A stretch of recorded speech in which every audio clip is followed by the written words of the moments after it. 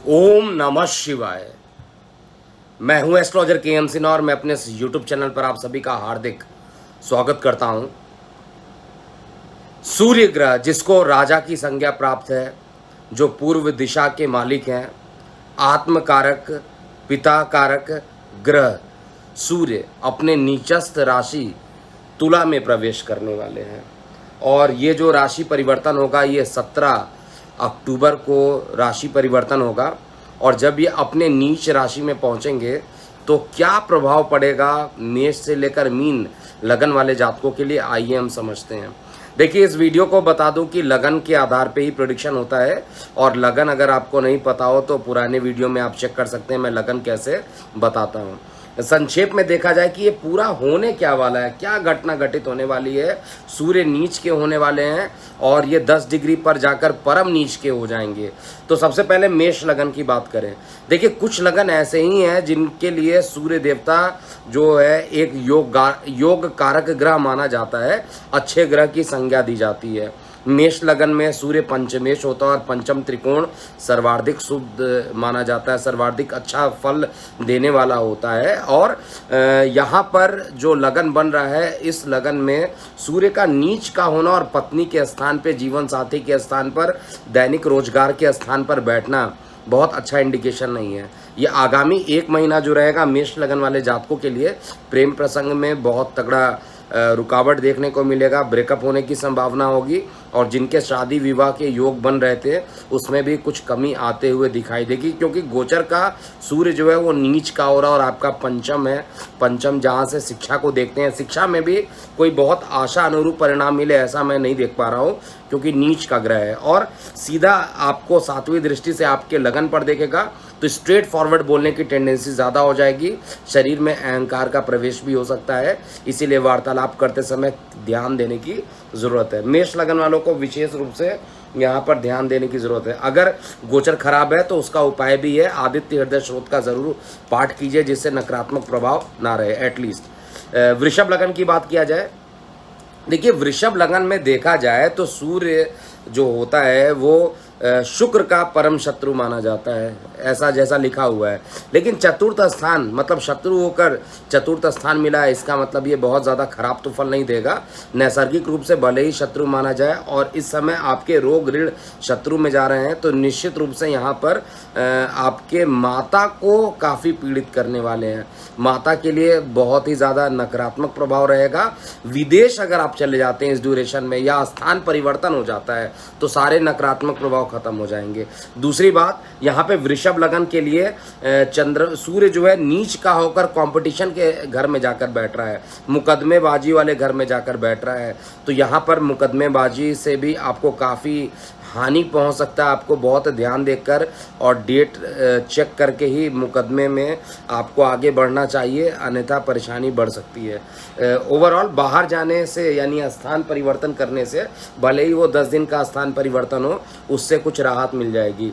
मिथुन लगन की बात करें तो मिथुन लगन में जो सूर्य देवता होते हैं वो पराक्रमेश होते हैं, मारक नहीं होते, पराक्रमेश होते हैं। और पराक्रम यानी एनर्जी, जो आपका कॉन्फिडेंस है, नेम फेम है, उसके मालिक है। और नीच का होकर ये पहुंच जा रहे हैं कहाँ पर, आपके लगन से पंचम में पहुंच रहे हैं, तो थोड़ा सा मानसिक पीड़ा ज़्यादा हो सकती है।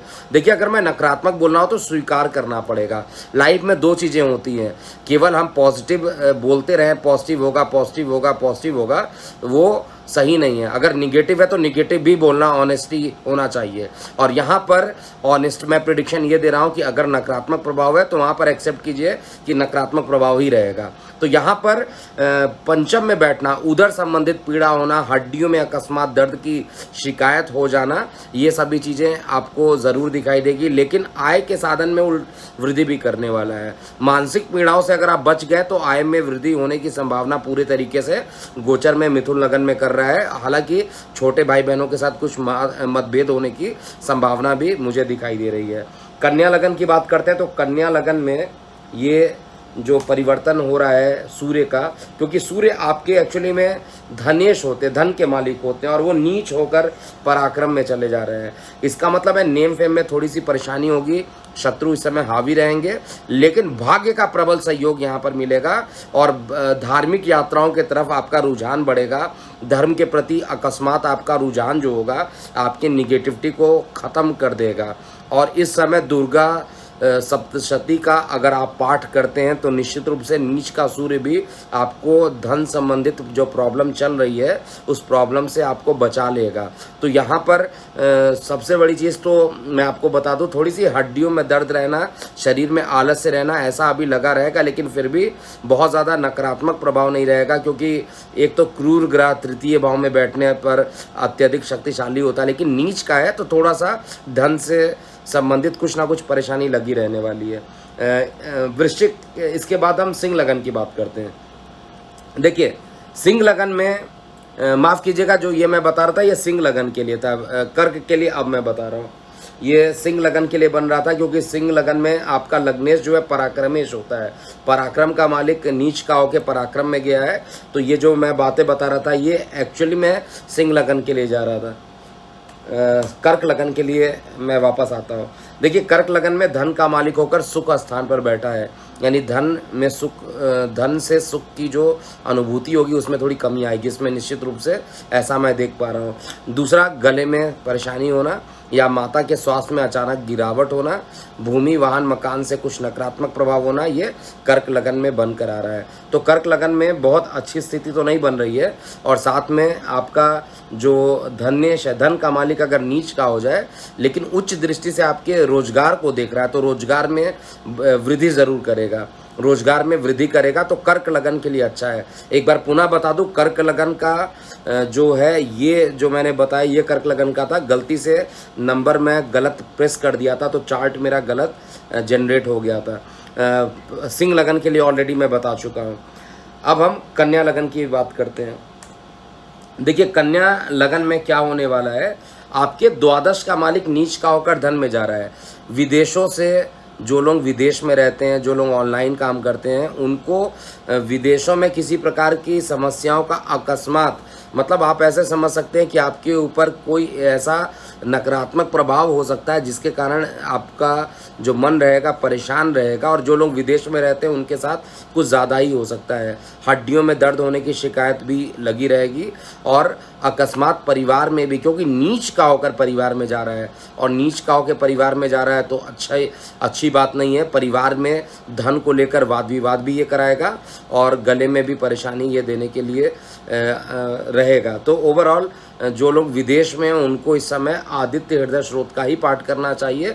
आदित्य हृदय स्रोत का पाठ करने से नकारात्मक प्रभाव आपका खत्म हो जाएगा। सूर्य को प्रत्येक लगन वाले जातक जो हैं उनको सूर्य को जल ज़रूर देते रहना चाहिए, क्योंकि इस समय सूर्य नीच के हो गए। निश्चित रूप से जल देने से लगभग समस्याओं का समाधान होगा। तुला लगन की बात किया जाए तो तुला लगन में जो सूर्य है वो आपके इनकम का मालिक है, और ये नीच का होकर लगन में ही बैठ रहा है। लेकिन एक काम अच्छा ज़रूर यहाँ पर कर देगा, जिनके मित्र दृष्टि से सप्तम का स्थान को देख रहा है तो निश्चित रूप से आपके जो दैनिक रोजगार हैं उसके क्षेत्र को बढ़ाएगा, इसमें कोई डाउट नहीं है। लेकिन शरीर में कुछ ना कुछ एक के बाद एक कठिनाइयों का अनुभव आप करेंगे। 17 अक्टूबर से लेकर 17 नवंबर के बीच का जो ये टाइम है जिसमें सूर्य नीच के हो रहे हैं, इसमें आपको हड्डियों में सर्वाधिक परेशानी करेगा, हड्डियों के दर्द से परेशान रहेंगे, और ये गोचर में लगभग हर लगन वाले जातकों का बनेगा। किसी में कुछ ज़्यादा होगा, किसी में कुछ कम होगा, लेकिन यहाँ पर दैनिक रोजगार के क्षेत्र में एक अच्छा परिणाम देखने को मिलेगा, और साथ में जीवन साथी का आपको पूर्ण रूप से सहयोग मिलेगा। डिसीजन पावर थोड़ा सा इस समय कमज़ोर रहेगा, इसलिए जो भी डिसीजन लेना हो अभी थोड़ा वेट एंड वॉच करके ही इस मंथ के बाद ही डिसीजन लीजिए, नहीं तो परेशानी आगे बढ़ सकती है। आय के स्रोत में नीच का होकर देख रहा है, और आय के स्रोत मतलब दैनिक रोजगार को देख रहा है, तो निश्चित रूप से रोजगार को ये बढ़ाएगा, ख़त्म नहीं करेगा। इनकम का जो मालिक है, बड़े भाई बहनों से थोड़ा सा आपको जिद वाली टेंडेंसी हो सकती है, बड़े भाई बहनों से लड़ाई झगड़े कुछ हो सकते हैं, वैचारिक मतभेद हो सकते हैं, लेकिन आय के साधन को ये बढ़ाने की पूरी कोशिश करेगा। वृश्चिक लगन की बात करें तो वृश्चिक लगन में ये आपका दशमेश होता है, दशम स्थान का मालिक है। और दशम स्थान का मालिक जो है ये सीधा विदेश में चला गया, 12वें घर में चला गया, सीधा विदेश, आउट ऑफ कंट्री। यानी विदेश का मतलब एस्ट्रोलॉजी में 300 किलोमीटर से दूरी जितनी भी अधिक होती है सबको विदेश मान लिया जाता है, यानी लंबी दूरी की बात मैं कह रहा हूँ। तो लंबी दूरी स्थान परिवर्तन के लिए एकदम रेडी रहिए। जो वृश्चिक लगन है, अकस्मात यात्राएं हो जाएंगी और इस यात्राओं से आपको लाभ भी मिलेगा। सबसे बड़ा फ़ायदा भी यहाँ पर मिलने वाला है वृश्चिक लगन वाले जातकों को।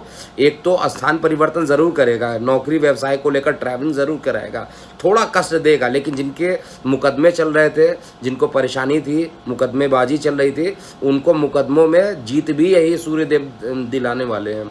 सूर्य आपको दशम को लेकर थोड़ा ट्रैवलिंग ज़रूर कराने वाला है, ऐसा मैं चेक कर पा रहा हूँ। और माता के स्वास्थ्य में भी कुछ परेशानी देगा, लेकिन इस समय आदित्य हृदय स्रोत का पाठ करने से आपको कोई दिक्कत का सामना नहीं करना पड़ेगा। थोड़ी बहुत परेशानियां ज़रूर रहेंगी गोचर में। इसके अलावा धनु लगन की बात करता हूँ, तो धनु लगन में सूर्य देवता आपके नवम त्रिकोण के मालिक हैं, यानी भाग्य के मालिक हैं, और नीच के होकर इनकम में जा रहे हैं।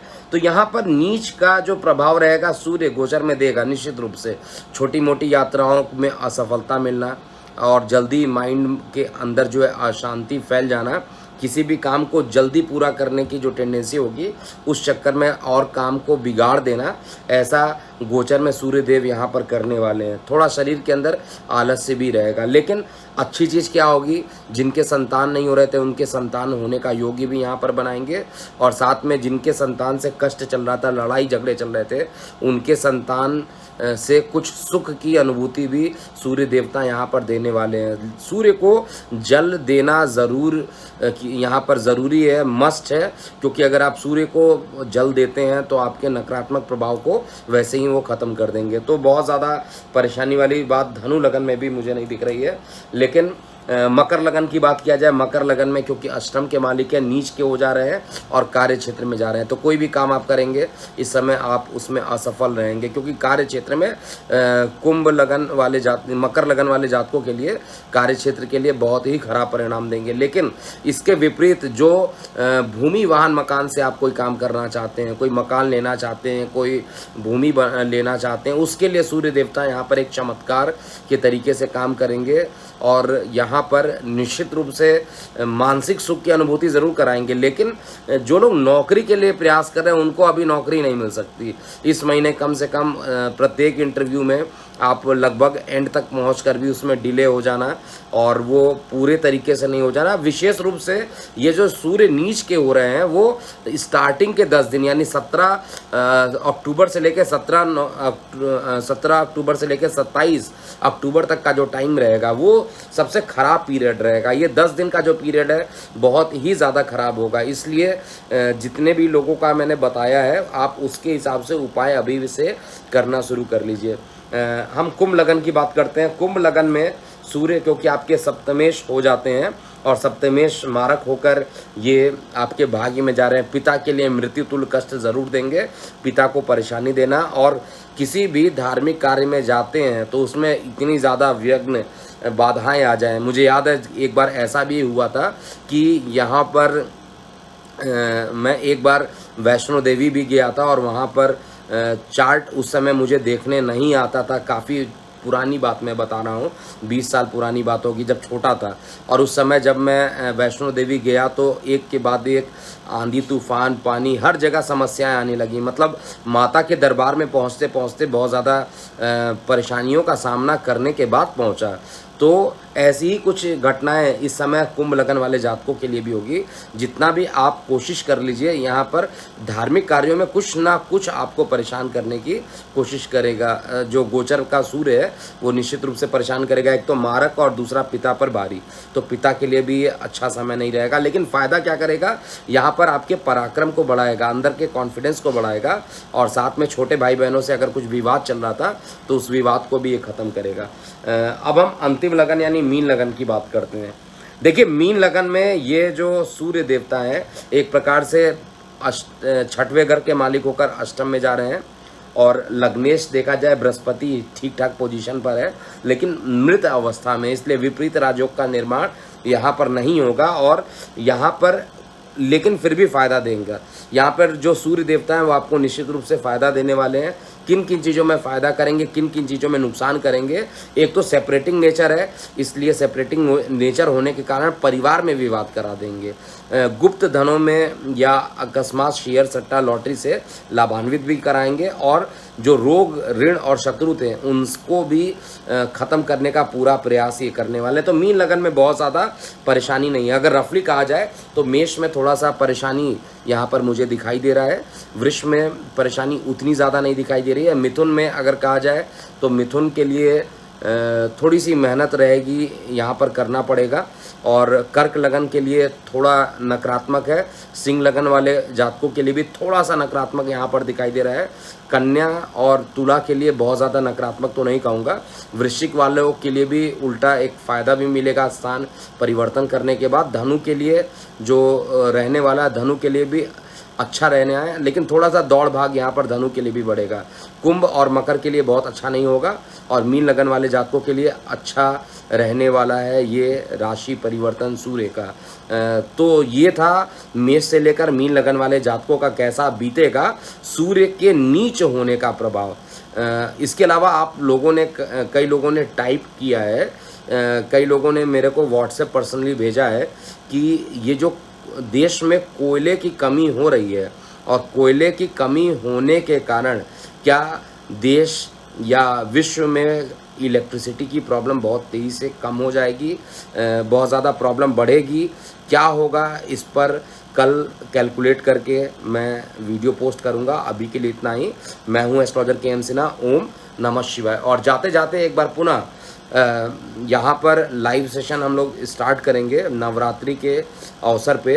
हालांकि आज संडे के दिन मैंने सोचा था करने का, लेकिन संडे के दिन ट्रैवलिंग के कारण, क्योंकि अभी जस्ट मैं जयपुर से आ रहा हूँ, ट्रैवलिंग के कारण मैं अवेलेबल नहीं था। तो कोशिश करूँगा कल या परसों में एक लाइव सेशन महादेव का कर दिया जाए, और उसके लिए जूम के माध्यम से और वीडियो के माध्यम से ये होगा, जिसमें मेरी टीम भी अवेलेबल रहेगी। तो आप अपनी प्रतिक्रियाएं कमेंट बॉक्स में ज़रूर लिखिएगा। आप अपने प्रश्न जो होंगे कमेंट बॉक्स में ज़रूर लिखिएगा। अभी के लिए इतना ही। ओम नमः शिवाय।